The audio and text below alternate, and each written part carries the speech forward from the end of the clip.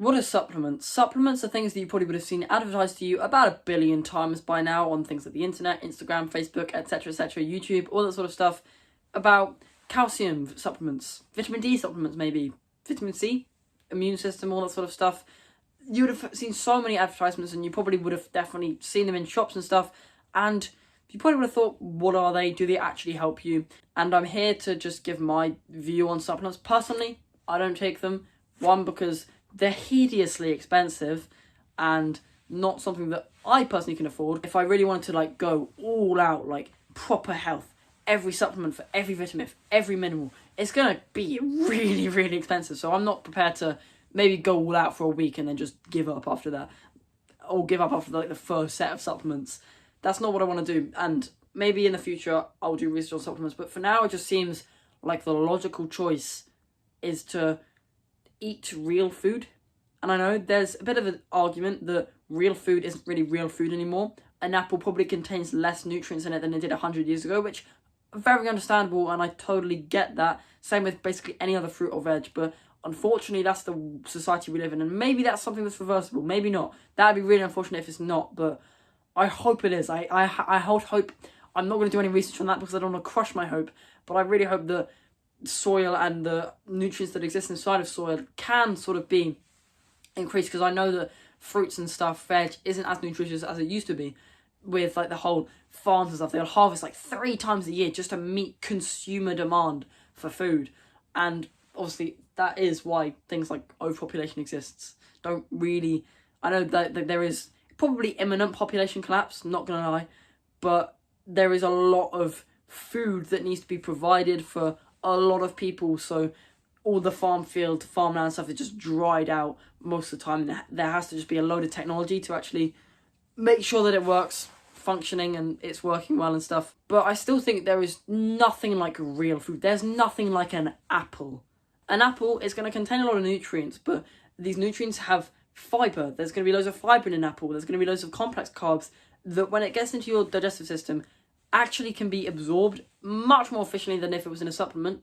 And there's probably a lot of development that's going on in supplements and stuff like that, which makes sense. But the common supplements that you might buy from a shop, which is going to be the things that to you and me are probably going to be the most affordable and the ones we're most likely to buy, they're not going to be incredibly high quality and nowhere near as effective as an apple in getting the same amount of nutrients. 100 milligrams of magnesium and 100 milligrams of magnesium inside of apples, they're not, like, you're going to still probably have 99 milligrams of magnesium of apples if you ate apples, but not as much if you had magnesium. Don't know exactly the amount because it's not absorbed as well as when it's in an apple, because an apple just is built different, quite literally. It's real food. You can't replicate that. And there'll probably be some things, there are some nutrients where the recommended daily allowance, or the stuff that's actually realistically you're able to get that from food. Sometimes there are certain vitamins and minerals that have obscene benefits if taken in excess of the recommended daily allowance. Vitamin C, recommended daily allowance is like 400 something milligrams. You can probably take more than a gram, maybe around 5 grams. I'm going to be a bit sort of careful with what I say because there are some issues. It can cause a bit of bloating and diarrhea and stuff like that in some people. There's no allergies or anything, but you can take, if your gut can take it, 5 grams of vitamin C, no toxicity or whatsoever, and it will have obscene benefits to your immune system. Same, there's going to be other minerals that exist, such as things like selenium. Selenium is quite a good supplement to take, I'd assume, because it's not the most common in food. It's quite a rare mineral as it is in general, but it's a very good antioxidant. It has multiple oxidation states. It has a 2- charge as well as 6+ charge, and those can sort of be interchanged. It can donate electrons to become either the 4+ or 6+ oxidation states inside of your body to free radicals that need them, that are either going to destroy your cells if they don't have paired electrons. So that's a very useful thing to have.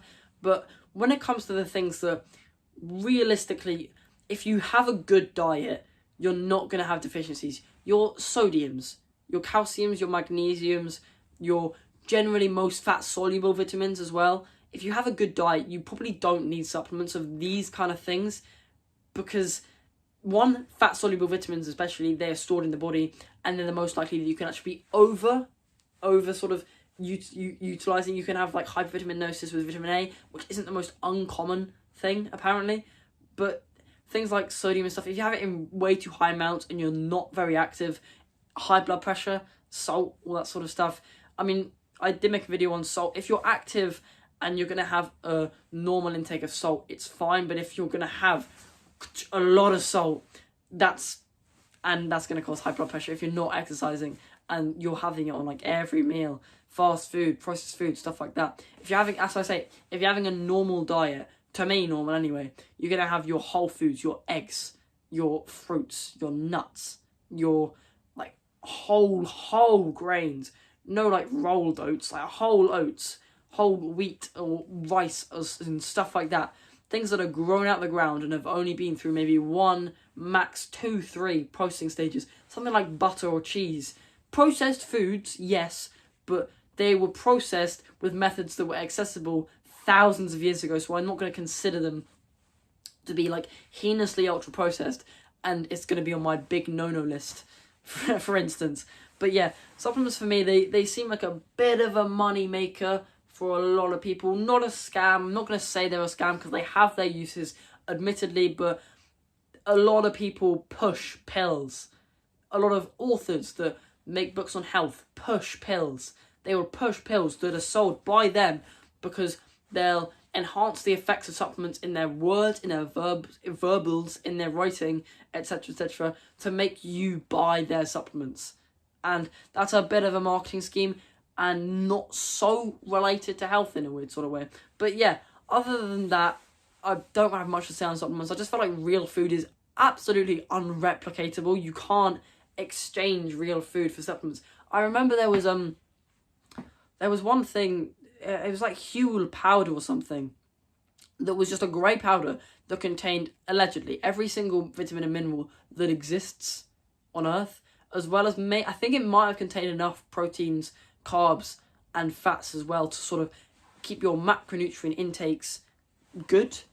But while it contained enough for the sort of whole day, maybe in a packet and you put it in a shaker and you just drink it, if you work some kind of job that requires that not much time to even eat, it can be good, but it's literally the antithesis of real food. It is literally like powdered food. There's got to be a movie or something that has that sort of plot where it's just, there's no food anymore, it's just powder with every single vitamin and mineral that exists. And while you will live well on that, admittedly, I feel like nothing can compare to the phytochemicals that exist inside of an apple or banana that aren't necessary and aren't essential, but are very, very useful to absorbing and utilising the very vitamins that you're eating inside of the powder, and utilising other sort of chemical and biological processes that exist in the body as well.